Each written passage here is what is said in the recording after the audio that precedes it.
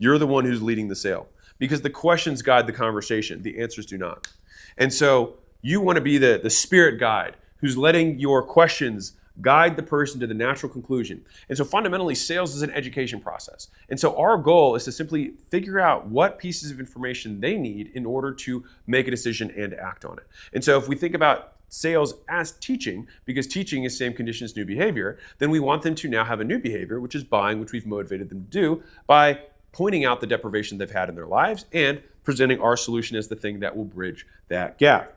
And so if someone asks you questions, it's like hot potato. That's why we ask a question back, because we take back control. The reason the details are death is because they are asking you questions. They are in control, not you. The other reason that questions are so powerful is that no one can disagree with a question, all right? So it doesn't matter what they say. If you just ask a question about it, they can't disagree with a question, which makes you like smoke. And so this is my little ism that I like telling my team is that you want to be like smoke. Like they can't catch you. Like any statement that you give is an opportunity for them to disagree. And we want to never disagree with prospects. Now, some people might disagree with that, and I don't care.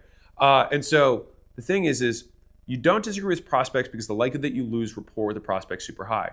You can agree with the reason behind the question. You can agree or say that it's understandable for them to have a question, but you don't want to disagree. So there's very different saying, don't disagree with agreeing with everything they say. Very different. You just don't want to create a competitive environment. And so questions allow you to have that gap. And so statements are bombs that they can then blow up in your face. And so if we are ever going to answer things, we check to see what answer they want and then say it. And so they say, hey, what kind of food's on the plan? I say, what kind of food you looking for? Hey, what are your workouts like? Well, what workouts are you looking for, right? And then they say, well, I was hoping you do some sort of cardio and weights.